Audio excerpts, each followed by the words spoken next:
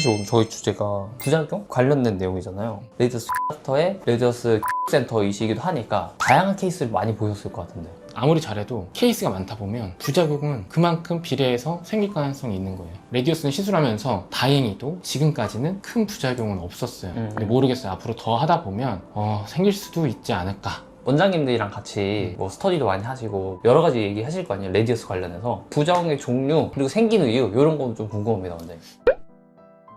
레디어스 부작용 크게 세 가지로 나눠볼 수 있는데, 첫 번째는 일단 예측 가능하고 흔한 부작용 같은 거. 보통은 멍이나 붓기, 통증. 보통 레디어스 시술은 끝이 뭉툭한 캐뉼라라고 하는 긴 바늘로 피부 밑에 층에 시술을 하기 때문에 혈관이 많거나 아니면 피부가 조직이 얕은 부분, 특히나 팔자 쪽이나 입가 주변 쪽에 멍이 흔하게 남거든요. 이 사진과 같이 특히나 이 입 아래쪽, 마리오네트 주름 아래쪽으로 멍이 많이 남는 편이에요. 근데 이런 것들, 멍, 붓기, 통증 같은 경우는 한 일주일, 길어야 2주일이면 다 없어질 수 있기 때문에, 그리고 예측 가능하기 때문에 미리 설명을 드리는 편입니다. 어떻게 예측해요, 원장님? 특히나 사람에 따라서, 그러니까 피부가 되게 얇고 그냥 겉에서만 봐도 홍조가 되게 심하신 분들이 있어요. 안쪽에 혈관 발달이 많이 되시거나, 나이가 들어감에 따라서 피부뿐만 아니라 이 혈관도 되게 약해지거든요. 그래서 한 60대 분들, 나이대가 있으시면 멍이 더 잘 드는 편이죠. 근데 이런 거는 괜찮은데 두 번째부터가 문제지. 두 번째부터가 결절, 노듈이라고도 하는데, 아니면 유가종, 이런 부작용들이 나타나요. 그리고 세 번째는 혈관 압박 또는 폐쇄.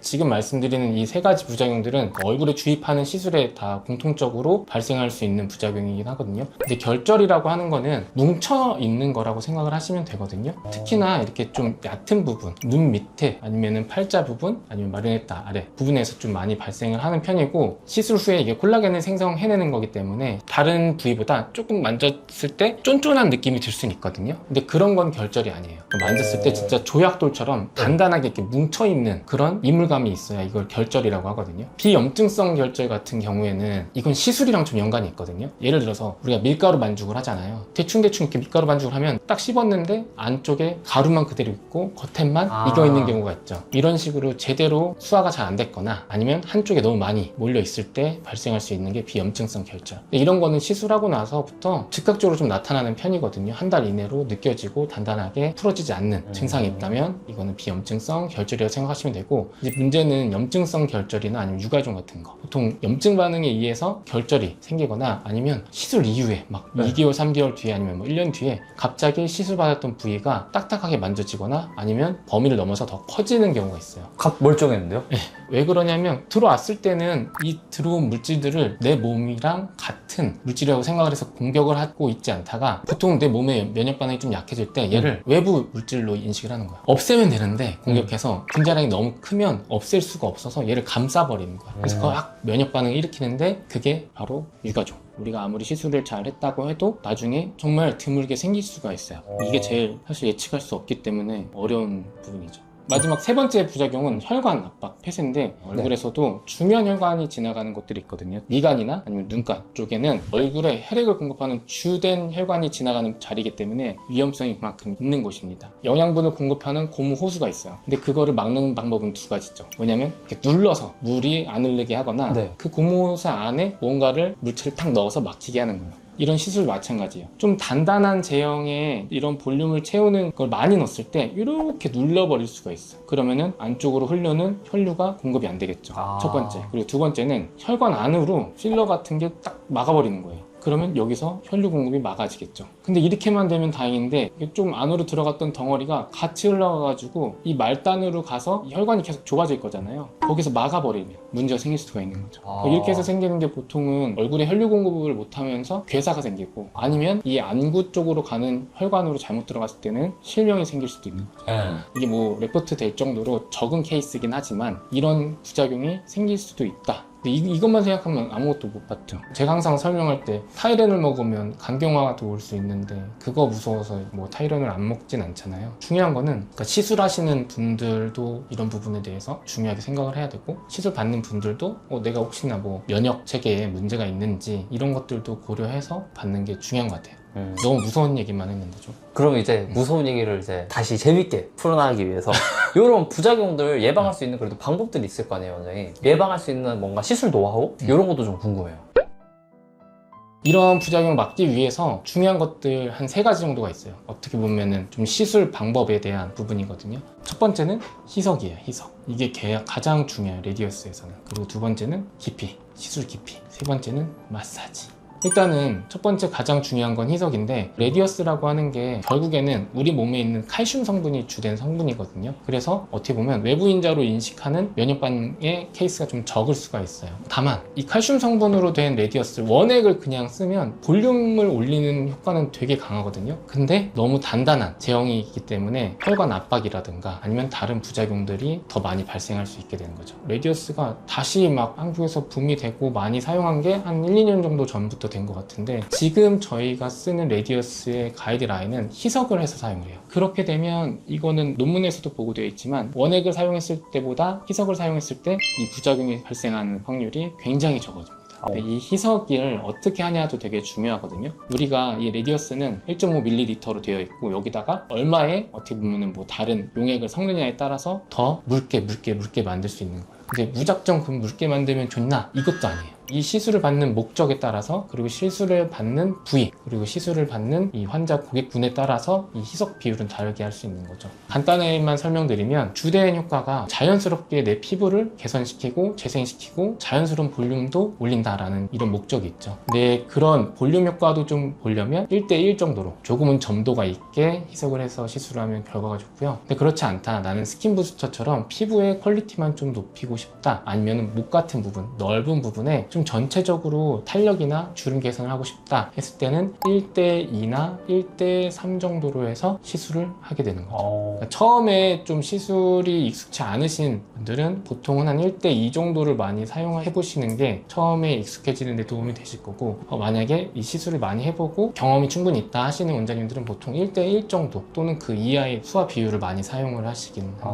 저도 부위에 따라 좀 다르게 쓰긴 하는데 저는 1대1 비율을 많이 선호를 하거든요. 피부의 근본적인 개선도 도모하지만 어느 정도 자연스럽게 볼륨을 좀 채워줘야 확실히 안티에이징 효과를 볼 수 있기 때문에 저는 1대1을 많이 쓰곤 있어요. 네, 앞서 말씀드린 그런 가장 무서운 부작용들은 이런 희석을 통해서 많이 줄어들었다가 가장 큰 포인트인 것 같아요. 그럼 두 번째 깊이는 뭐예요, 근데? 어떤 층에다가 시술을 하느냐에 따라서 그 효과가 달라질 수는 있거든요. 보면 피부가 있고 지방들이 있고 그 다음에 밑에 근육이 있다고 치면 보통은 이 피부 바로 밑에 이 얕은 층에다가 쭉 넣어줘야 되거든요. 근데 이거를 바로 진피층 있는 부분에 너무 얕게 넣거나 아니면 너무 깊게 넣었을 때는 부작용이 생길 확률이 좀 더 높아지게 되죠. 너무 얕게 넣었을 때는 골고루 이렇게 확산되지 않고 뭉쳐서 겉에서 볼 때 만져지거나 좀 결절처럼 보이는 경우가 있기 때문에 이런 부분도 주의해야 될 부분이에요. 그리고 또 하나 말씀드리면 레디어스에 대해서 명확하게 목적을 알아야 돼요. 이런 레디어스라고 하는 거는 이 겉에 있는 피부를 좀 튼튼하게 만들면서 일부의 볼륨을 높이는 시술인데, 이 레디어스만 하면 내 꺼진 게 다 채워지겠지 라고 생각하시거나, 시술하시는 선생님들도 이걸 좀 더 넣으면 이 꺼진 부분이 많이 차겠지 라고 하면서 무리하게 한 곳에 많은 양을 넣게 되면 문제가 될 수 있다는 거죠. 특히나 이렇게 앞볼이나 옆볼 같이 좀 볼륨이 많이 꺼진 부분에 이 레디어스를 너무 많은 양을 넣게 되면 조직이 좀 단단하게 만져질 수도 있고, 앞서 말씀드린 그런 부작용이 생길 수도 있게 되는 거죠. 근데 되게 단순한 질문인데, 원장님. 이게 넣으면은 눈으로 봤을 때 이게 어디 층인지 모르잖아요. 어떻게 그걸 아시는 거예요? 되게 예리한 질문인데? 말하면서 말할 수 없는 그런 느낌이라는 게 있어. 감이라는 게 있어. 이거를 이론적으로는 설명할 수 있어요. 캐뉼라를 1mm 들어간 이후에 옆으로 꺾어서 진입을 한 후에 들어보세요. 피부에 얇게 캐뉼라의 모양이 비쳐 보이면 그 층이라고 하지만 어려워. 이거 진짜 내가 해봐야 되고. 제가 얼마 전에 그 카데바 교육을 갔다 왔는데 기증받은 시신에다가 시술을 하고 그 하나하나 해부학을 하면서 실제 우리가 생각하는 그 층에 정확하게 시술이 됐는지 확인도 하고 이런 교육을 하는 기회가 있었는데, 근데 일부 내 생각대로 이게 맞구나 라고 한 부분도 있고 이거 내가 생각했던 부분이랑은 조금 다르네 하는 부분도 있어요.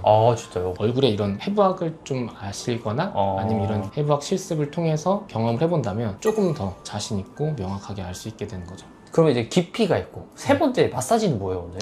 시술 후에 마사지를 해주라고 보통 많이 교육을 해요. 실제로 저도 그렇게 많이 설명을 드려왔었는데 요즘은 좀 달라요. 그러니까 시술 부위나 아니면 시술 후 상황에 따라서 마사지를 권하는 경우가 있고 마사지를 권하지 않는 경우가 있거든요. 마사지를 무조건 하세요 라고 하면 아무리 약하게 하라고 해도 이게 하면은 좋고 부작용이 적게 생긴다고 생각하시는 분들은 너무 과도하게 강한 압력을 하시는 경우가 많아요. 저는 여기에 살짝 1을 넣고 여기다 2를 넣는데 막 이렇게 밀면 여기에 1이 되고 여기에 2가 될 수 있는 거예요. 겔이 없어지고 나서 칼슘 성분만 남아서 콜라겐 유도할 때는 그런 경우가 적겠지만 시술 직후에는 되게 세게 누르면 의도치 않게 다르게 이동하는 경우가 생긴다. 그리고 너무 마사지를 많이 하다 보니까 피부 트러블이 생기는 분들이 많더라고요. 다만 제가 시술을 하거나 어떤 이제 고객님들에 따라서 조금 일반적인 용량보다 조금 더 많이 시술을 해놨을 경우 시술 직후에도 약간 이곳에 뭉침이 있을 것 같다라고 하는 부분이 있으면 그 부분에 대해서 설명을 하고 거기에 있는 마사지 교육을 해요. 개개인별로 이분은 하세요, 어떤 분은 하지 마세요 라고 말씀드리고 있습니다. 그럼 원장님 이게 레디어스 시술을 받고 나서 오래 유지도 잘 하고 효과를 잘 보기 위해서 하면 좋은 그런 관리 방법이나 주의사항 같은 것도 있나요?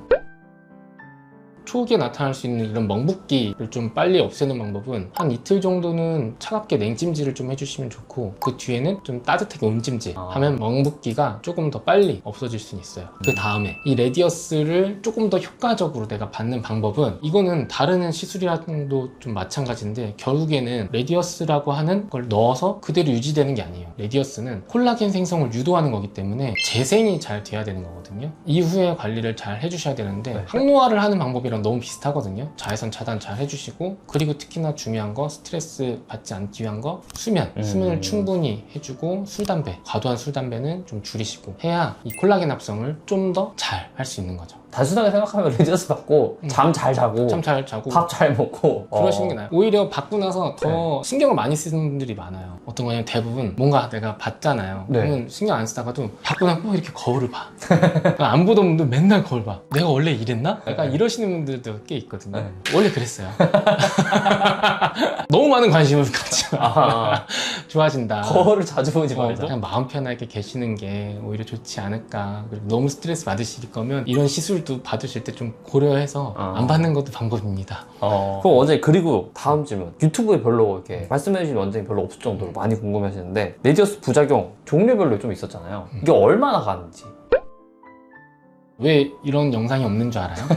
말하기가 되게 어려운 부분이라서 그래. 뭐 일주일이면 없어집니다, 한 달이면 없어집니다 이런 게 아니기 때문에 너무 딱 명확하게 가이드라인을 줄 수가 없죠. 왜냐면 제 영상을 보고 아는 닥터 이거 채널에서 지금 일주일이면 없어진다는데 왜 일주일 넘어가냐 이렇게 하시는 분들도 있기 때문에 이게 어려운 거예요. 한번 얘기해 볼까요? 그래도 이거는 지금부터는 다 개인적인 사견입니다. 네, 정말 개인적인. 그러니까 멍붓기 같은 거는 한 짧으면 일주일, 근데 진짜 오래 가시는 분들이 있어요. 혈액 응고를 좀 막는 약을 드시거나 아니면 체질적으로 멍이 좀 잘 드시는 분들은 길게는 한 2, 3주까지도 가시는 분들은 있어요. 정말 길면 한 달인데 그렇게 가는 분은 좀 드물고 있을 수는 있다. 그 다음에 문제가 이제 결절이나 아니면 이런 육아중 같은 경우인데 여기서 조금 개인적인 차이가 클 것 같아요. 이게 보통은 뭐 1년까지 간다 아니면 뭐 5년까지 가는 케이스도 있다라고 보고된 것도 있지만 단순히 뭉친 비염증성 결절 같은 경우는 시간이 지나면서 몸에서 좀 분해되기도 하거든요. 근데 그러지 않으면 좀 외부적으로 우리가 치료를 해서 그거를 빨리 없애는 방법도 있어요. 근데 뭐 육아중 같은 거나 염증성 결절 같은 경우는 시간이 지나도 안 없어질 수도 있어요. 그래서 이런 것들이 생기면 이제 시술했던 병원에 내원해서 치료를 이어나가면 좋은데 뭐 한 번 치료한다고 갑자기 뿅 없어지거나 이런 것들은 아니기 때문에 뭐 먹는 약이나 아니면은 주사 시술 같은 거 아니면 이런 물리적인 압박 치료로 인해서 좀 그 병변을 좀 작게 만들어 나가는 방법이 있는 거죠. 혈관 압박 같은 경우는 보통 혈관에 대해서 부작용이 생기면 단기간에 증상이 나타나거든요. 그렇기 때문에 바로 치료가 들어가기는 해요. 레디어스를 좀 줄여줄 수 있는 방법 아니면 좀 혈류 공급을 원활하게 할 수 있는 방법들로 치료를 해 나가는 거죠. 근데 이거는 뭐 유지가 되거나 그런 거는 아니기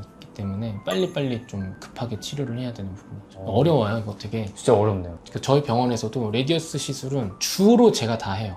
다른 원장님들도 하시긴 하지만 위험한 시술일수록 제가 맡아서 하는 거긴 해요. 그래서 하나 더 준비했습니다. 언제 레디어스는 필러처럼 녹이는 주사가 없다 이런 얘기가 있는데 문제 생기면 제거가 안 되는 건가요? 칼슘 성분이 주 성분이라고 했죠. 그러니까 걔를 직접 녹이는 약물은 아직은 있진 않아요. 근데 대신에 그 주변이나 그 자체에 좀 볼륨을 줄여줄 수 있는, 용해시켜줄 수 있는 주사, 그러니까 스테로이드 주사 같은 것들이나 아니면 물리적으로 좀 파기를 해서 좀 흡입을 시키거나 하는 방법으로 이런 부작용에 대한 컨트롤은 할 수 있죠. 근데 제일 중요한 건 안 생기게 하는 거예요. 근데 요즘 분들은 유튜브나 이런 거 블로그 많이 찾아보셔가지고 다 아시더라고요. 다 아세요. 네. 워낙 정보가 요즘 많아서. 근데 잘못 좀 옳지 않은 정보를 알고 오실 때도 있거든요. AI 같은 거 검색 많이 하시잖아요. 맞아요. 그 AI도 잘못된 정보를 줄 때가 있어요. 아, 많죠. 네. 예. 그래서 요즘 바보라고 좀 실제로 이론이랑 또 임상적인 경우랑 또 같지 않은 경우들도 있거든요. 그런 것도 염두해 주시고 오시면 좋을 것 같아요.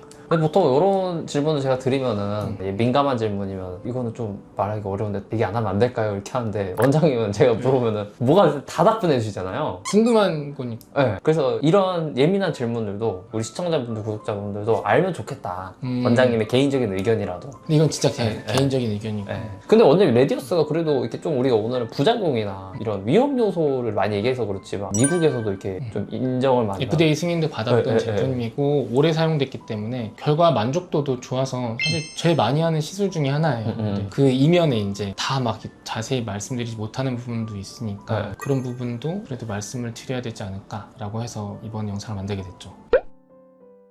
이 영상을 보시는 분이라면 아마 레디어스에 관심이 좀 있으시거나 이미 받았거나 아니면 받을 예정이신 분들일 거예요. 근데 레디어스 좋다는 영상은 너무 많아요. 저도 개인적으로 레디어스 시술을 좋아하고 저희 가족들을 해드렸을 만큼 좀 안전하지 않을까 싶긴 합니다. 하지만 항상 모든 시술, 모든 약들에는 부작용이 있듯이 이 레디어스에도 부작용이 있기 때문에 이런 부분까지도 좀 알고 고려하고 받으시는 것을 추천드리겠습니다. 무서워서 받지 말라는 건 아니고요.